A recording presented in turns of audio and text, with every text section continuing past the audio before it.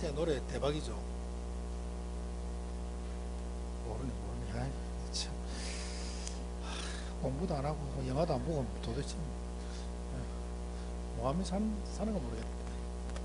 야, 지금 그 사람이 지금 그 노래 때문에 지금 세상이 난리인데 지금 많이 쉬는 시간 한번 보세요.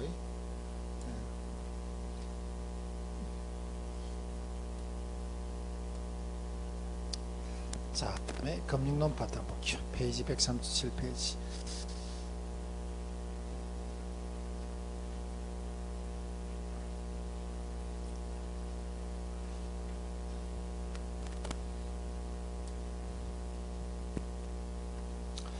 자, 우리가 금융론 파트는 크게 뭐 어려운 거 없습니다. 박스 한 2개 정도, 한 2개만 조금 여러분들이 챙기시면 되고, 나머지는 여러분들이 뭐 일반 상식으로 풀어야 되는 것도 있고, 뭐 크게 어려운 거 없어요.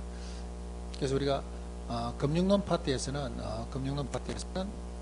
여기에 원금원리금 최정식 이런 거 있죠. 원금원리금 최정식, 그 다음에 MBS 정권 리츠, 요 세 개가 핵심이라고 보시면 돼요.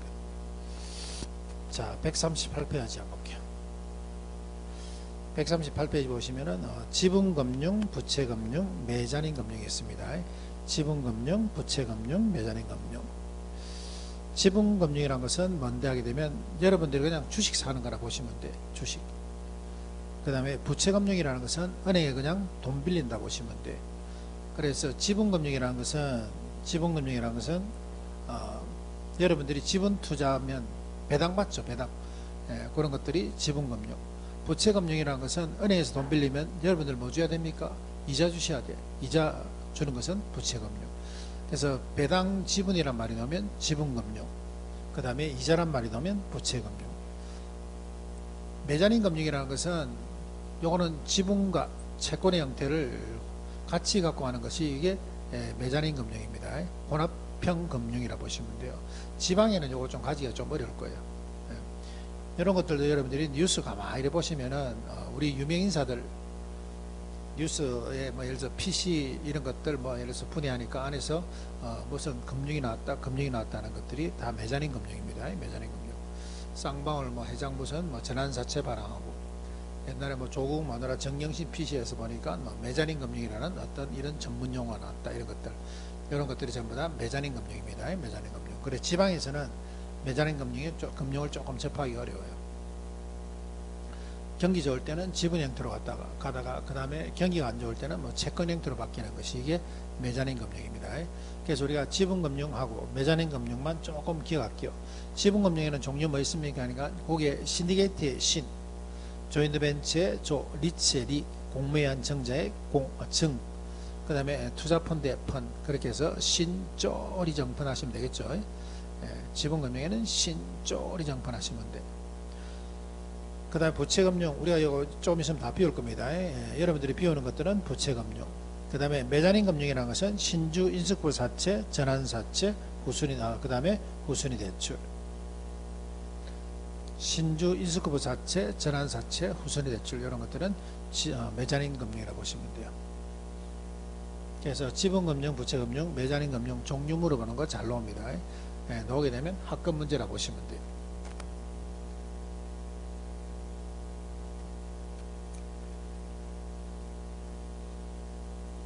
자, 칠판 한번 볼까요?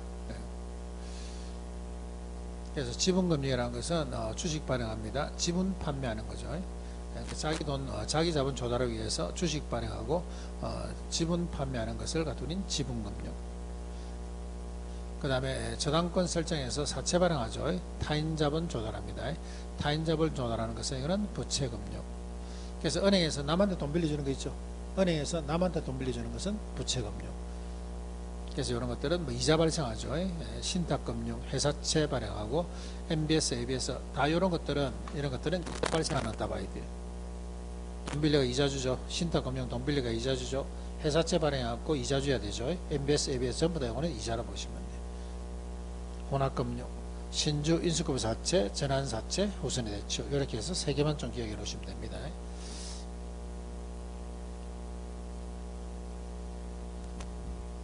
자, 그 다음에 보면은 그 밑에 보니까 고정이자율과 변동이자율이 있습니다.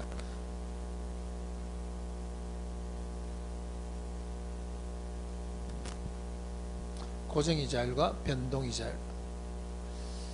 여러분이 말하는 것은 뭐 고정금리, 변동금리 그런 거죠. 고정금리, 변동금리. 고정금리가 높습니까? 변동금리가 높아요? 초기에. 고정금리가 높죠. 그래서 고정이자율은 변동이자율보다는 조금 이렇게 조금 높다 보셔야 돼요. 자, 우리가 고정이자가 변동이자율의 성격을 한번 볼게요. 성격을. 자, 우리가 고정금리라는 것은 은행에서 챙겨야 될 이런 수익 3%에다가 그 다음에 고정금리는 예상된 인플레이션을 변동금리보다는 조금 높게 설정합니다.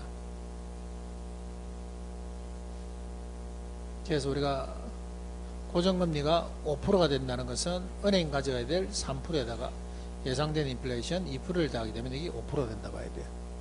그 다음에 변동금리는 은행에서 가져가야 될 실질 이자율은 똑같은데 예상된 인플레를 이렇게 작게 잡아놔요. 근데 지금 같은 시장은 어떻습니까? 지금 같은 시장은 실질적으로 인플레이션이 지금 높죠. 3% 이상 일어났다 봐야 돼요. 그래서 고정금리에서 2% 잡아놨는데 여기 얼마 됐다고? 3% 됐다고. 변동금리에서 1% 잡아놨는데 여기 얼마 됐다고? 3% 됐다고. 그러면 고정금리 대출을 일으킨 대출자 입장에서는 요거 못 바꾸죠. 고정금리 요거 못 바꾸죠. 그러니까 자기네들이 뭡니까? 1% 손해본다 봐야 돼.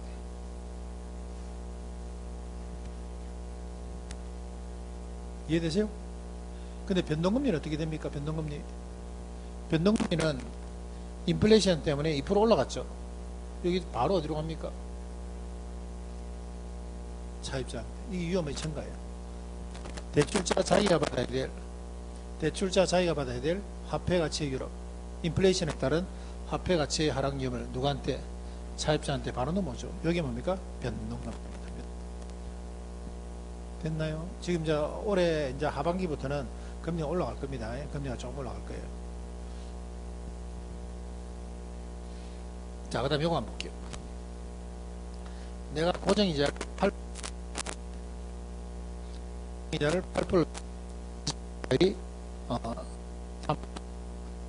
13% 되는 경우 한번 볼게요. 8% 빌린 상태에서 3%가 되면 나는 어떻게 됩니까? 나는 8% 빌렸는데 시장률이 3% 돼버렸어. 어떻게 돼요? 조기상환. 그죠? 조기상환.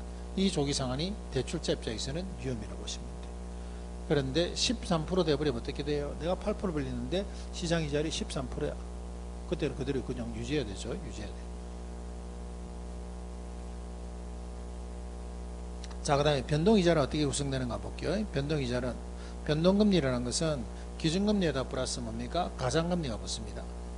기준금리하고 플러스 가상금리가 붙는다 봐야 돼. 그래서 우리가 가상금리라는 것은 요거는 마진입니다. 마진. 고객들한테 붙이는 은행 마진이라 봐야 돼. 그래서 어떤 고객한테는 1% 붙일 수도 있고 어떤 고객은 2% 붙일 수도 있겠죠.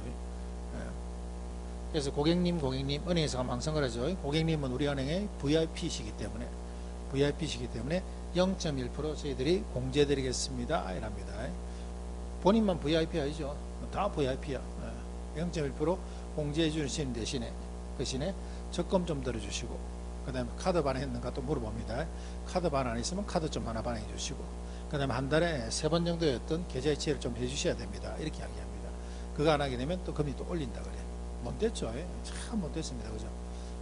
원래 우리가 교과서에 비울 때는 가상금리는 고정이 한번 정하면은 이건 움직이면 안 되는데 지금의 은행은 안 그렇죠. 움직입니다. 그래서 우리는 교과서적으로 비워야 되기 때문에 보통 가상금리는 한번 정하고 나면 이거는 고정된다 봐야 돼요. 이거는 고정인데 뭐가 움직입니까? 얘가 움직이죠. 얘가 움직여갖고 금리가 올라간다 봐야 돼요. 그래서 기준금리라는 것은 뭡니까 하면은 기준금리라는 것은 우리 시중에 있는 9개 정도 은행 자기네들끼리 빌리는 금리라고 보시면 돼요. 자기네들 빌리는 자본 조달 지수라고 그러죠. 그걸 갖고 우리는 기준금리라고 합니다. 그래서 자기네들 빌리는 금리 그 기준금리에다가 여러분들이 돈 빌리러 오면 뭐 붙인다고? 마진 붙인다 봐야 돼요. 가상금리를 붙여갖고 요게 변동이자율이 된다 봐야 돼요. 그럼 기준금리는 어디 정합니까 하면은 저거는 한국은행이죠. 한국은행 밑에 있는 금융통화위원회 정합니다. 금융위원회하고 금융통화위원회는 틀립니다. 금융위원회는 재경부 밑에 있죠. 기재부 밑에 있고, 금융통화위원회는 한국은행 장 밑에 있다 봐야 돼요. 이번에 바뀌죠. 한국은행 장 바뀌죠. 이번에 됐나요? 그래서 우리가 변동금리, 변동이자율 구성이 어떻게 됩니까 하면, 변동이자율은 기준금리 플러스 가상금리, 기준금리 플러스 가상금리. 이때 기준금리가 변합니다. 가상금리는 어떻습니까? 고정. 그래서 기준금리라는 것은 은행끼리의 자본조달 지수라고 보시면 돼요. 옛날엔 CD금리 쓰다가 지금은 이제 코픽스를 쓰는데, 은행 입장에서 봤을 때 이 금리 주기가 짧은 게 좋겠습니까? 긴 게 좋겠어요? 대출자 입장에서는 긴 게 좋다, 짧은 게 좋다? 짧은 게 좋죠. 짧아야만이 이런 인플레이션을 갖다가 빨리 반영을 한다니까. 그래서 이런 말을 하죠. 조정기간이 어떨수록 짧을수록 위험이 누구한테서 누구로, 대출자에서 차입자에게로 위험이 더 증가된다 봐야 돼요. 그래서 고정이자율, 변동이자율 이런 것들은 시험 문제가 출제가 되면은 여러분이 그냥 상식선에서 푸시면 됩니다. 상식선에서 푸시면 되고, 기억할 것은 기준금리가 변함에 따라서 변동이자율이 변한다는 거. 가상금리는 불변, 고정입니다. 고정. 교과서에서는 고정. 은행 가면 움직입니다. 자, 그 정도 보시면 되고, 자, 오른쪽에 139페이지 한번 볼게요.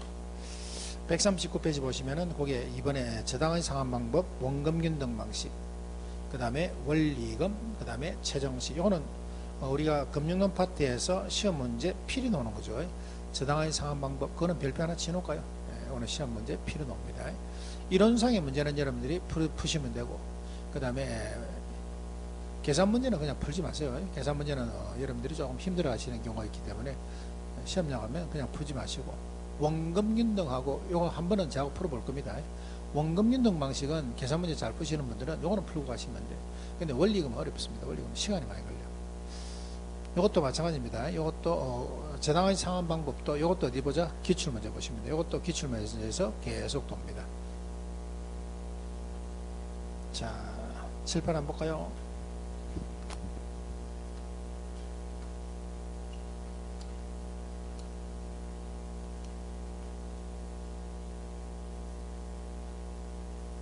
이거는 왜 이래 다 망가지냐.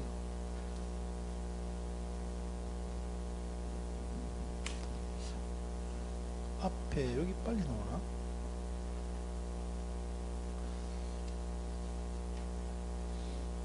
자, 그럼 요거 먼저 하고 갈게요. 페이지 한번 봅시다. 우리 교과서로 봤을 때는 페이지가 쭉 앞으로 넘어오셔갖고 129페이지.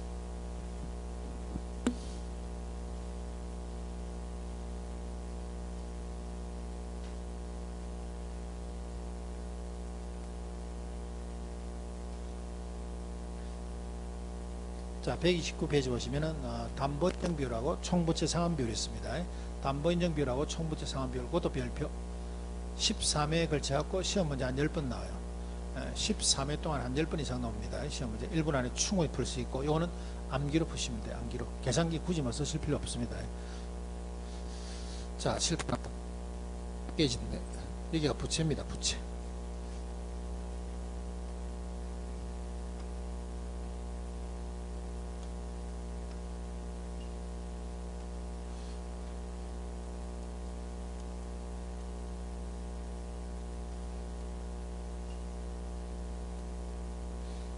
자, 우리가 요거는 대출 가능액 산정하는 방법입니다. 대출 가능액 산정하는 방법.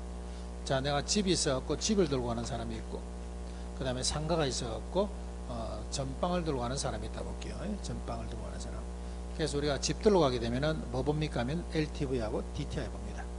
LTV라는 것은 뭔데 하면, LTV라는 것은 내 부동산 전체 가격에 대한 평가액이라고 보시면 돼요. 내 부동산 전체 평가액에 대한 담보 비율, 요걸 LTV. 내나 대부 비율이죠. 대부 비율. 그 다음 DTI라는 것은 뭡니까 하면은 내 1년 동안 벌이는 연소득에 대한 원리금 갚을 수 있는 능력을 보는 거예요. 그래서 이 두 개를 비교해서 작은 쪽에 대출을 해줍니다. 작은 쪽에, 큰 쪽이 아니고 작은 쪽에. 자, 예를 들어서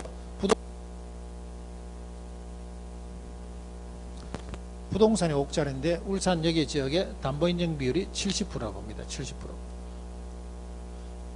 그 다음에 내 연 소득이 예를 들어서 4천만 원인데 4천만 원인데 DTI가 50%라고 볼게요. 50%.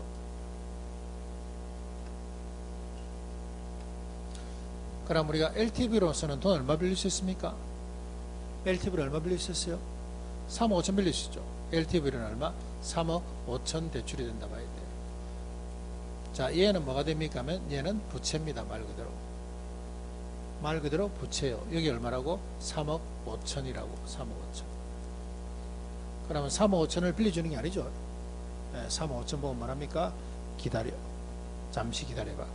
소득증명서 제출하세요 합니다. 소득증명서. 1년 동안 당신 소득이 얼마 되는지 소득증명은 제출하세요 그럽니다. 그럼 이 사람 소득 보니까 1년에 4천만 원 벌였어.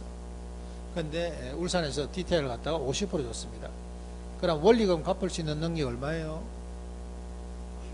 여기 얼마 올라가야 됩니까? 얼마? 2천만 원 맞아요? 자, 이 말은 무슨 말입니까 하면은 네 소득이 4천만 원인데 니도 먹고 살아야 되니까 먹고 사는 거 빼고 2천만 원 정도는 네가 담보대출했을 때 원리금 갚을 수 있는 능력으로 보고 2천만 원 안돼서 원금이자 갚을 수 있는 집을 대출해가라 이 말입니다. 이해되세요? 뭐예요? 부채가 아니고 얘는 뭡니까? 부채 서비스액이야. 얘하고 다르다는 거지. 얘는 뭔데? 부채고 얘는 뭐예요? 부채 서비스액이야. 혹시 이거 기억나세요? 부채 곱하기 저당상수는 부채 서비스액. 공식. 우리 저당상수 할 때 배웠는데 오늘 아침에도 복습했는데 첫 시간에 요거 기억나세요? 그럼 부채는 하게 되면 어떻게 됩니까? 부채는 하게 되면은 저당상수 밑으로 내려줘야 되죠. 그죠? 그러면 부채 서비스액이 부채로 가기 위해서는 나누기 뭐 해줘야 됩니까? 저당상수. 여기 0.1이라 볼게요. 그럼 부채는 얼마 됩니까? 2억. 앞에 얼마 기다리고 있는데 3억 5천. 그럼 대출을 얼마 해준다고? 2억을 해준다는 거예요. 2억. 3억 5천 해주는 게 아니고 2억을 해준다고. 아, 대리님 이렇게 해주면 안 되겠습니까? 안 됩니다. 됐나요? 자, 그러면은 36회 문제죠. 작년 거. 풀 때는 항상 암산으로 푸셔야 됩니다. 계산기를 갖다가 되도록이면 적게 쓰시고 1분 안에 풀기 위해서는 암산으로 푸셔야 돼요. 문제 풀 때는 이런 거 문제 풀 때는 여기 LTV DTI 되어 있는 데 있죠. 요 옆에다 금액 적어 놓으시면 돼요. 여기 얼마 적어야 됩니까? 2억 4천. 그리 연필로 이렇게 탁 적어 놓으셔야 돼요. 여기는 얼마 적어 놔야 돼요?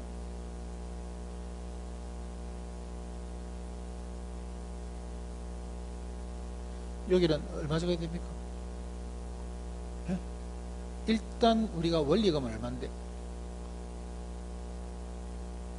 원리금 상한액 얼마 됩니까? 원리금 상한액 40% 같으면 자기 소득이 얼마인데? 7천만 원인데 40% 같으면 얼마? 2,800. 일단은 2,800으로 적어놔야 돼. 얘는 부채죠. 얘는 부채 서비스액이죠. 나중에 뭐 저당상수 0.2. 자, 우리가 100을 0.1로 나누면 얼마 됩니까? 1000. 0을 하나 더 붙이시면 돼. 0.1로 나누면 이거는 만. 0.1로 나누면 10만. 0.1로 나누는 것은 위에 0만 하나 더 붙이시면 돼요. 그럼 0.1로 나눌 때는 어떻게 합니까? 하면 반 쪼개고 0 하나 붙이시면 돼요. 그럼 2,800이죠. 0.1로 나눌 때는 반 쪼개는 게 얼마? 1,400에 0 하나 더 붙이면 얼마? 1억 4천. 0.3으로 나올 때는 3등분 하시면 되고 0.5로 나올 때는 반 나누시면 돼요. 2등분 하시면 돼요. 그 다음에 1억 4천하고 그 다음에 2억 4천 이렇게 나왔죠. 대출 얼마 됩니까? 1억 4천 대출해 줍니다. 그죠? 1억 4천 대출해 주는데 1번에서 5번 지문에 보면 분명히 1억 4천이 있어. 근데 1억 4천 체크했다가는 난리 납니다. 난리 나. 뭐 때문에? 이게 추가로 해놨죠. 그럼 이 사람이 기존에 담보대출이 있다 보셔야 돼요. 얼마? 얼마? 5천만 원. 그럼 답은 얼마? 9천만 원.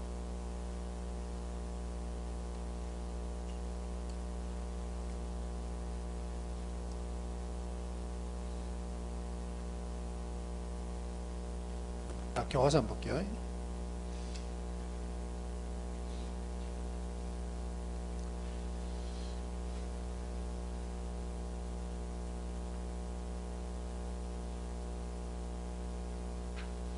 자, 131페이지에 4번 문제 한번 봅니다. 4번 문제. 4번 문제 한번 빨리 풀어봅니다. 빨리. 131페이지에 4번 문제. 4번 문제. 1억 2천 나오는지 빨리 한번 풀어보세요. 4번 문제.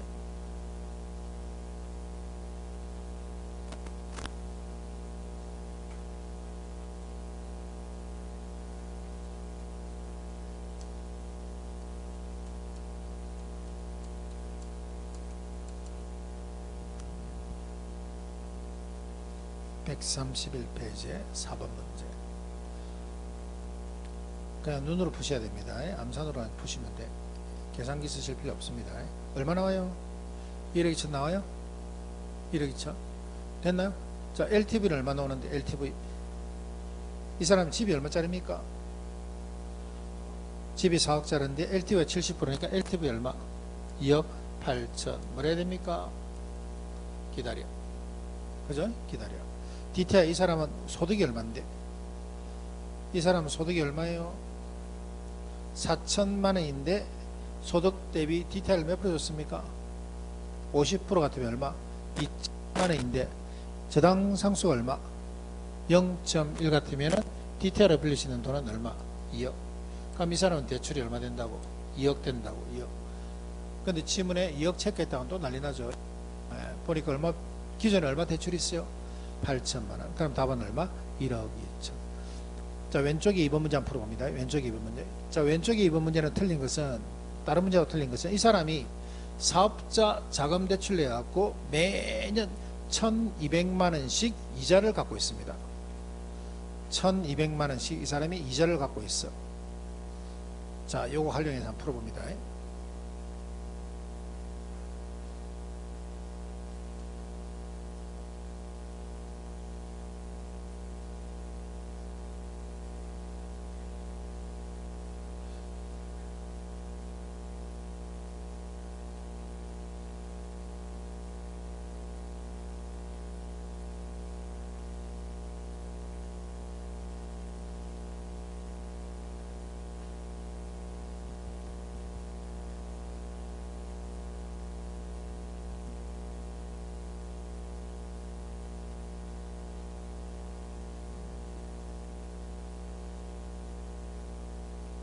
(1억) 나와요?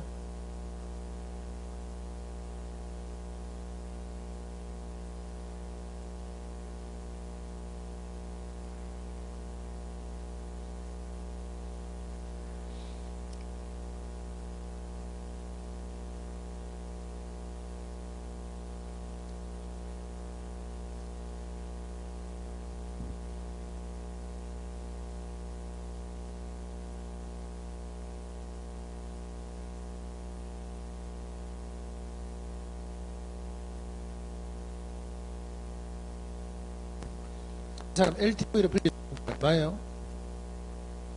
LTV를 빌릴 수 있는 돈 3억. 기다려. 자, DTI로 빌릴 수 있는 원리금이 얼마인데? 이 사람은 전체 소득이 얼마인데? 6천만 원인데 DTI 비중 얼마? 40% 줬다는 것은 얼마? 2,400만 원을 갖다가 원리금 상환 능력으로 줬죠. 그런데 이 사람 보니까 이자 1,200만 원씩 갖고 있죠. 그거 빼주셔야 돼요. 그럼 이 사람이 1년 동안은 가용할 수 있는 원리금은 얘는 1200밖에 안 된다 봐야 되죠. 나누기 얼마? 0.12. 그럼 이거는 1억 나오네.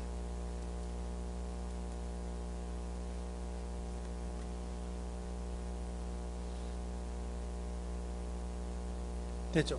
기존에 이 사람 원리금 능력이, 원리금 상환 능력을 정부에서 얼마 줬는데 2,400만 원을 줬는데 기존에 1,200만 원씩 이자 갖고 있죠. 요거 빼주고 나면 얼마? 1200만원 갖고 계산하시면 돼요. 자, 그 다음에 넘기셔가지고 그 다음에 133페이지 보시면 7번 문제 한번 볼게요. 7번.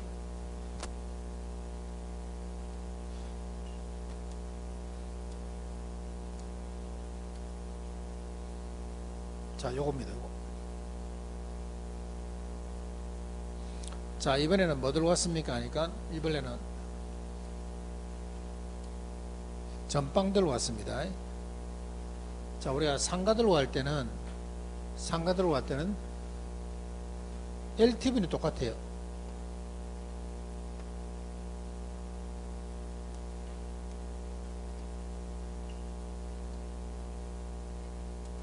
상가 들고 가면은 요 LTV는 똑같아. 근데 뭐가 달라집니까? 하면은 우리가 집 들고 갈 때는 디테일을 보고, 전빵 들고 갈 때는 뭐 봅니까? 부채 감당률로 본다 봐야 돼. 이 전빵에서 생긴 소득을 봅니다. 근데 디테일을 풀던 부채 감당률로 풀던 우리 뭘 알 수 있습니까? 하면은 부채 서비스를 알 수가 있어.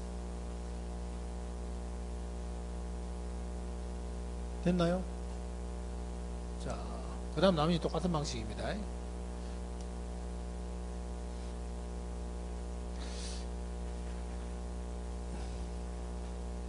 자, LTV가 60%입니다. LTV가 60%. 이 전방에서 LTV로는 얼마 빌릴 수 있는데? 3억, 그죠? 네, 3억 보고 잠시 기다려봐. 자, 부채 감당률이 2입니다. 그죠? 부채 감당률이. 부채 감당률이 2라는 것은 밑에가 뭐 들어오고? 부채 서비스액 들어오고.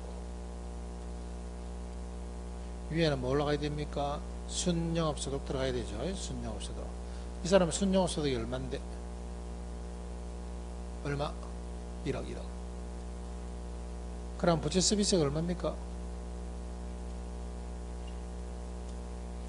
얘가 1억이면 얘가 2인데 얘는 얼마요? 5천. 항상 나누면 됩니다. 나누기. 아시겠죠? 그럼 부채 서비스가 얼마? 여기서 나오는 부채 서비스가 얼마? 5천만원. 그런데 저당상수 얼마? 0.2 나왔죠. 저당상수 0.2라는 것은 반 쪼개고 0 하나 붙이면 되죠. 그럼 얼마? 2억 5천.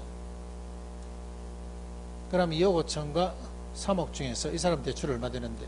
2억 5천 되는데, 2억 5천 되는데 기존에 담보가 얼마 있다고? 기존 얼마? 담보가? 담보 대출이 얼마? 보니까 1억 해놨죠. 그럼 추가로 빌려준 돈 얼마? 1억 5천. 됐습니까? 자, 그럼 결론은 집을 들고 가든 그 다음에 전방을 들고 가든 일단은 부채 서비스액이 나옵니다. 그죠? 네, 부채 서비스액이 나와. 그래서 부채 서비스액이 나오게 되면 그걸 뭐로 나눠줘야 돼? 저당 상수로 나눠주는 방식은 똑같아 보셔야 됩니다. 똑같아 보셔야 돼.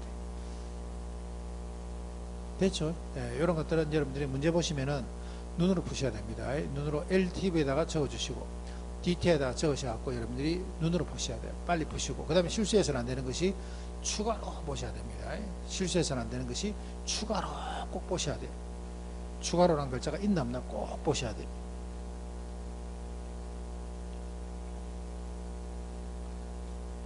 자, 넘어갑시다. 넘어가지고 139페이지.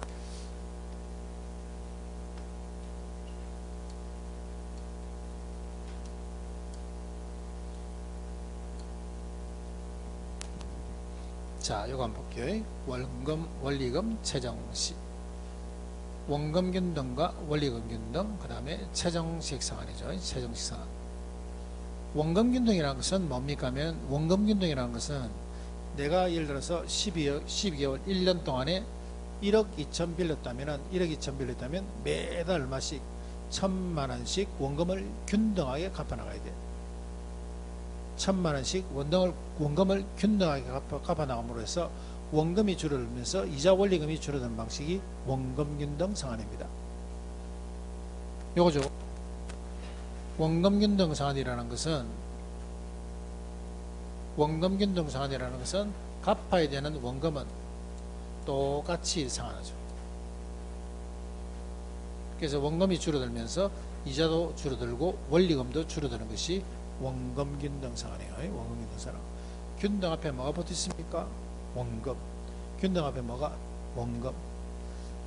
그런데도 불구하고 틀린 사람들이 있어요. 시간이 경감으로써 원금은 증가한다. OX. X. 시간이 경감에 따라서 원금은 감소한다. X. 시간이 경감하면서 원금은 항상 1점. 아시겠죠? 시간이 경감함으로써 원금은 항상 1점.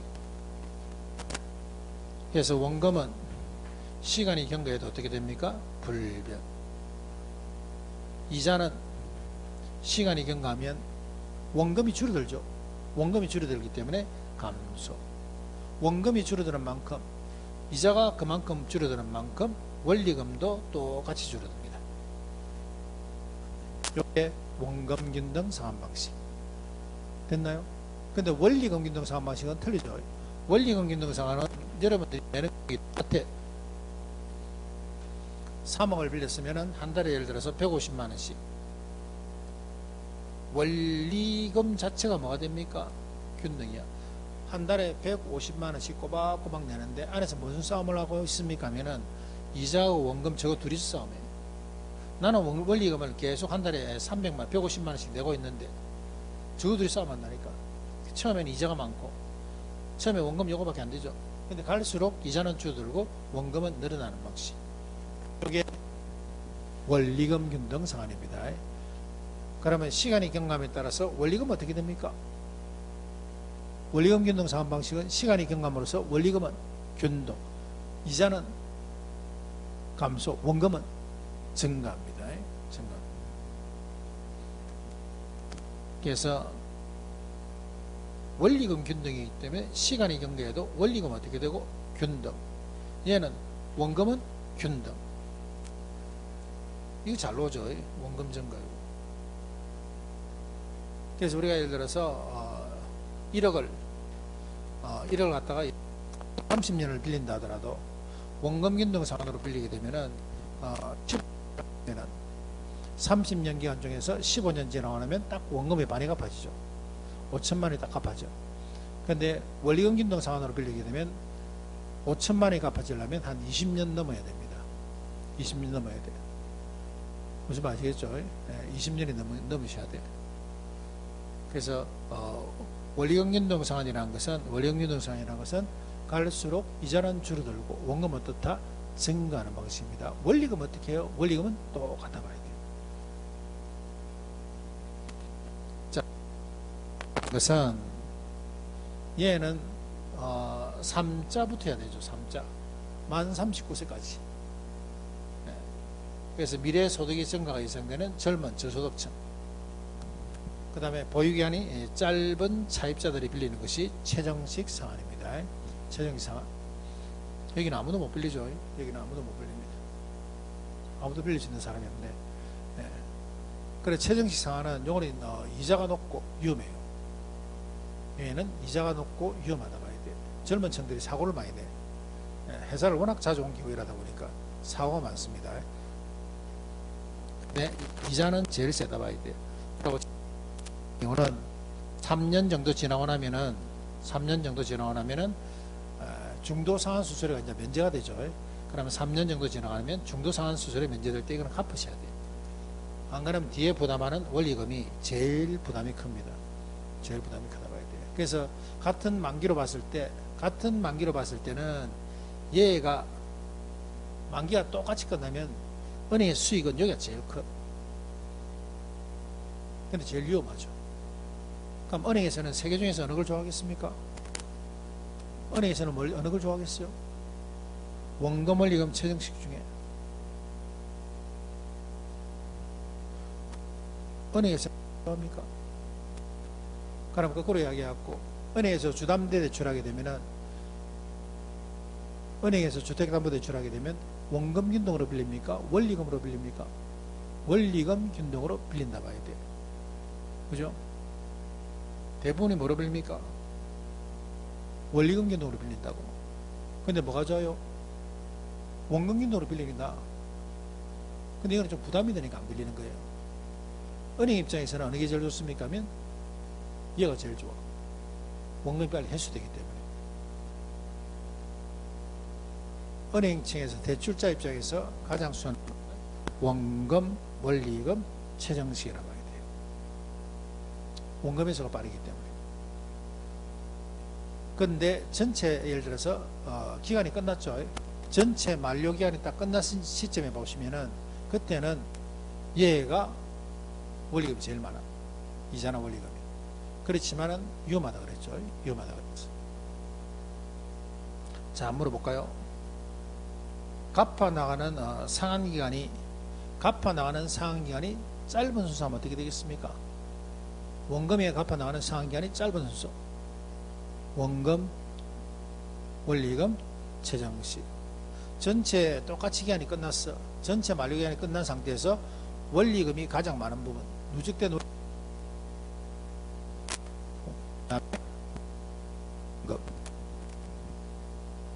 됐나요? 초기에 갚아 나가는 금액이 큰 순서하면 어떻게 됩니까? 초기에 갚아 나가는 금액이 큰 순서하면 원금, 원리금, 최정식. 중도 상환합니다. 10년 지났을 때 중도 상환해야 되겠어.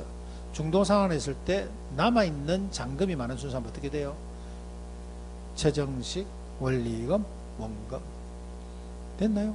네. 그렇게 해서 여러분들이 요거는 순서를 많이 물어봅니다. 순서를 많이 물어봐. 그 다음에 만기일시라는 게 있죠. 만기일시. 만기일시는 요거는 원금 회수가 제일 늦습니다.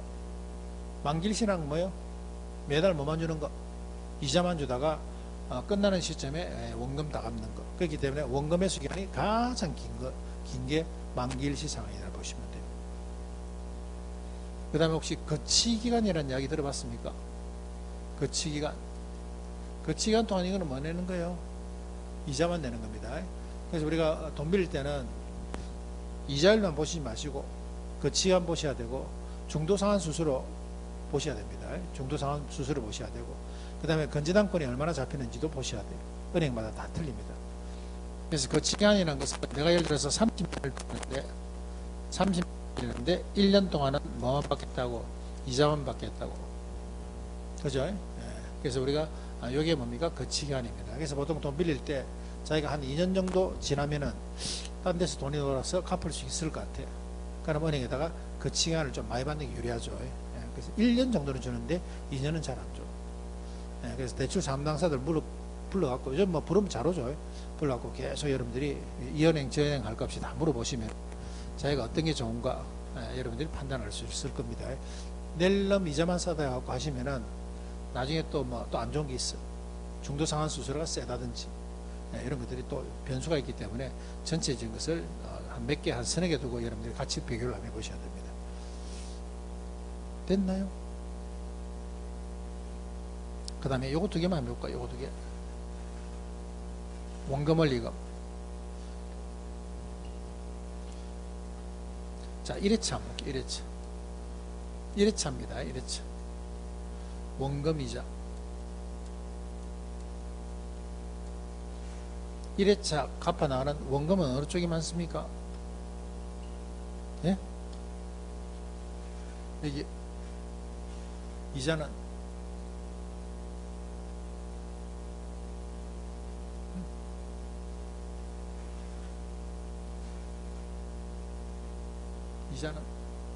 원리금. 그럼 이자를 안 볼까요? 이자는 어떻게 계산합니까? 하면 남아있는 돈에 대한 이자율이죠. 이자는 남아있는 돈의 이자율이야. 똑같은 금액 가지고 원금 원리금을 했을 때 1회차 이자는 어떻게 됩니까?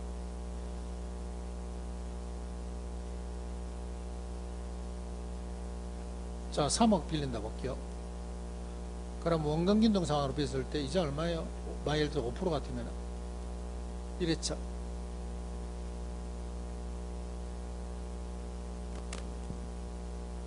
3억으로 빌리면은 10%는 3천만 원이죠. 5%는 얼마? 1,500. 여기는 1,500. 얘는 얼마예요, 이자? 예? 1,500. 1회차는 똑같다니까. 1회차 이자는 똑같습니다. 1회차 원금은 누가 많은데 얘가 많은데 이자는 어떻다? 1회차 이자는 똑같아 봐야 돼요. 자, 계산 문제 하나 볼게요. 원금균등 상환만 한 문제 풀어봅시다. 원금균등만.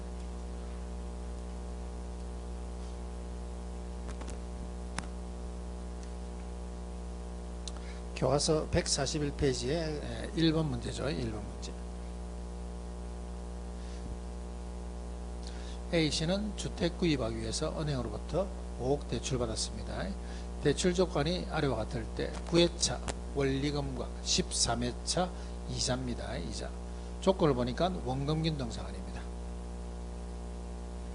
조건을 보니까 원금균등 상환이에요. 자, 이게 보니까 9회차 뭐라 그랬습니까? 9회차 원리금 계산하는 거죠. 원리금. 원리금이라는 것은 다른 말로 얘기하면 원금에다가 플러스 뭐예요? 플러스 이자.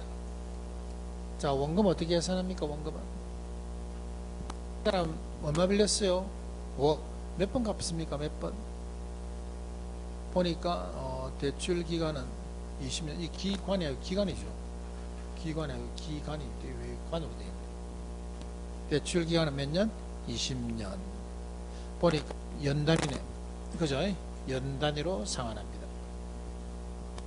그럼 5억 빌려가지고 몇 번 갚는다는 거예요? 예? 20번. 그럼 한 달에 한 번 갚을 때 얼마씩? 예? 2,500이죠. 네, 그래서 이거는 20년 동안에 원금을 매년마다 2,500만원씩 갚는다 봐요. 이거 계산하시겠죠? 그 다음 이자는 어떻게 해요? 이자는 남아있는 돈에 곱하기 몇 프로? 5%. 남아있는 돈 얼마인데 한번 계산해 볼까요? 자, 이 사람 5억 빌려가지고 2,500을 몇 번 갚았습니까? 8번 갚았어. 8번이니까 이거는 2억이죠. 5억에서 2억 빼니까 얼마? 3억에다 곱하기 몇 프로? 5%. 3억에 10% 하게 되면 3,000. 5% 하니까 얼마? 1,500. 그럼 이 사람은 9회차 원리금 얼마? 4천만원.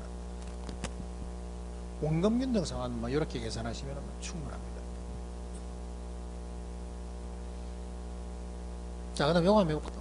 요거는 13회차 이자입니다. 몇 번 갚았습니까? 12번. 12번. 자, 그러면은 5억에다가 마이너스 2,500을 몇 번 갚았다고? 12번 갚았다고. 3억 갚았네, 그죠? 네, 3억. 그럼 얼마 남았습니까? 2억에다 곱하기 몇 프로? 5%. 2억에다 곱하기 몇 프로? 5%. 그럼 얼마? 1,000만원. 그래서 이와 같이 우리가 원금균등 상환은 계산 빠르신 분들은 요런 거 정도는 시험 나갔을 때 풀 수가 있습니다. 근데 이것도 좀 보니까 첫눈에 안 풀린다 하시는 분들은 그냥 점프하세요. 네, 점프하시면 돼요.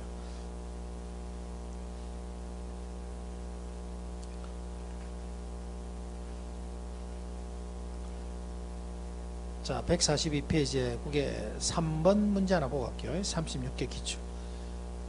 142페이지에 3번 문제. 시험 문제는 대충 이렇게 나옵니다. 이렇게 보시면 돼요. 1번에 보니까 틀린 것은 원금균등 상환 방식은 원리금에 비해서 1회차 원리금이 더 적다.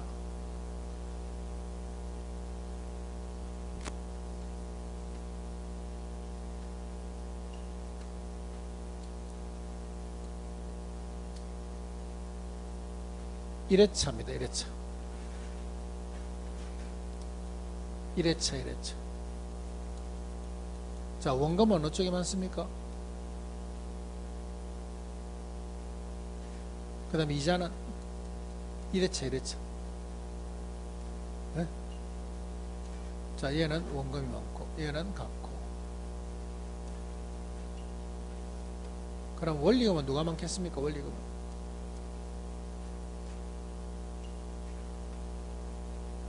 네?